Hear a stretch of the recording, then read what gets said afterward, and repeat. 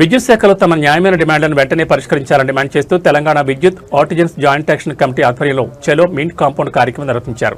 Mint కాంపౌండ్లో ఉన్న TGSP జీసీఎల్ corporate కార్యాలయం ఎదుట జేఏసీ నాయకులు కార్మికులు ధర్నా చేపట్టారు. ఈ సందర్భంగా జేఏసీ నాయకులు మాట్లాడుతూ ఉప ముఖ్యమంత్రి ఇచ్చిన హామీ మేరకు ఏప్రిల్ 4న తాము బేషరతుగా సమ్మెను విరమించామని తెలిపారు. అయితే 3 నెలలు గడిచినా తమ డిమాండ్లపై ప్రభుత్వం ఎలాంటి స్పష్టమైన చర్యలు తీసుకోలేదని ఆవేదన వ్యక్తం చేశారు. హామీలను వెంటనే అమలు చేయాలని డిమాండ్ చేస్తూ ధర్నా నిర్వహించినట్టు చెప్పారు. విద్యార్హతల ఆధారంగా ఆర్టిజన్ ఉద్యోగులకు పదోన్నతులు, ఉద్యోగ మార్పిడి కల్పించాలని, ఆర్టిజన్లకు ఏపీఎస్ఈబీ సేవా నిబంధనలను అమలు చేయాలని వారు డిమాండ్ చేశారు. 2016 ముందు పవర్ యుటిలిటీస్లో అవుట్సోర్స్ కాంట్రాక్ట్ లేబర్గా పనిచేస్తున్న ప్రస్తుతం కూడా విధులు నిర్వహిస్తున్న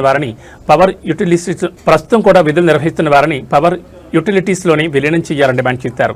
విద్యుత్ సంస్థలో జీవో నెంబర్ 11 ప్రకారం పీస్ రేట్ కార్మికులకు కనీస వేతనాలు చెల్లించాలని, 2026 పీఆర్సీని అమలు చేయాలని కోరారు. ప్రభుత్వం వెంటనే స్పందించి తమ డిమాండ్లను పరిష్కరించాలని జేఏసీ నాయకులు డిమాండ్ చేశారు. లేని పక్షంలో భవిష్యత్తులో ఆందోళనను మరింత ఉధృతం చేస్తామని హెచ్చరించారు. ఎందుకంటే మనం ఆశించి రాలే, మన భవిష్యత్తు గురించి మనం సంపాదించుకున్నాము, మనం సాధించుకున్నామని వచ్చినాము. మనకి ఇంత మంది వైఖరి ఎందుకు చేస్తున్నారా? ఇప్పుడైనా ఈ కార్మికుల దేశ చూసి కళ్ళు మూసుకోపోయినా కళ్ళు ఇప్పుడైనా తెరవాలని సభాముఖంగా అదే.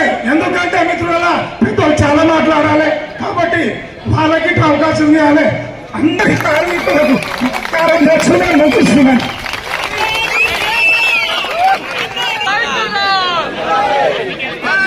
కంపెనీ చైర్మన్ బాగా మాట్లాడండి కదా.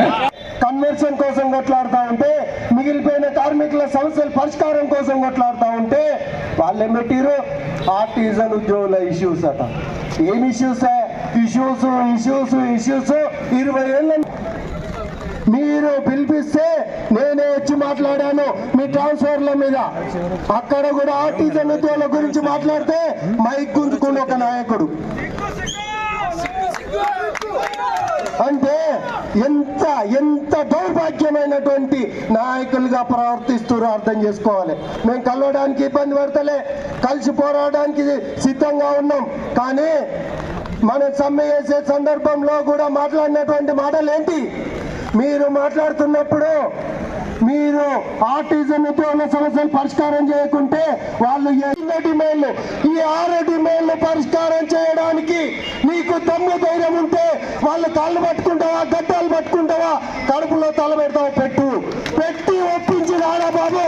ఇప్పుడంటే ఇప్పుడే ఈ జేఏసీని విలీనం చేస్తాం.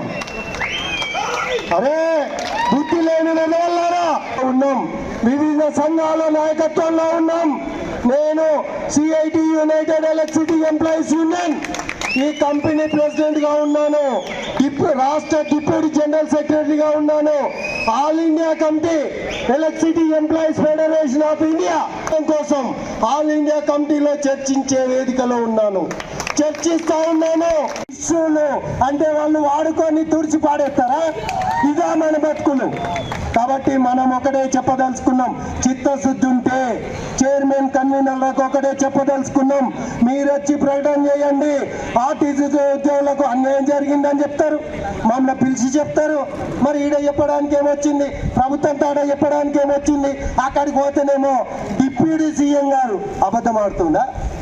ముఖ్యమంత్రి, ఉప ముఖ్యమంత్రి అయినా ఉప ముఖ్యమంత్రి మీరు ఆర్టిజన్ ఇష్యూలు చెప్తే, సమస్యలు చెప్తే చెప్పలేరని చెప్తాడా? ఆయనకేం బాధ అని 35,000 జీతం తీసుకొని పనిచేస్తా ఉన్నాం. దానికి ఏమి ఇబ్బంది పడతలేం. కానీ మాకు షాక్ వస్తే, మేము షాక్ వచ్చి చనిపోతే లేదా షాక్ వచ్చి 2-3 నెలలు ఇంట్లో పంటే నో వర్క్ నో పే. ఇదేనా ఈ విద్యుత్ సంస్థలు మాకు అందిస్తున్నటువంటి గిఫ్ట్ సదుపాయం? ఇది అడగడానికి వస్తున్నాం. ఈరోజు వస్తూ ఉంటే పోలీసులను పెట్టి ప్రజాపాలనలో మా అందరిని అరెస్ట్ చేస్తూ ఉన్నారు. ఈరోజు ఇక్కడికి రావడానికి రాత్రి నుంచి ఎక్కడో దాక్కొని అంటే జాగుండి ఇక్కడికి వచ్చి రాత్రి పడుకొని ఇక్కడికి వచ్చి ఈరోజు ఇక్కడ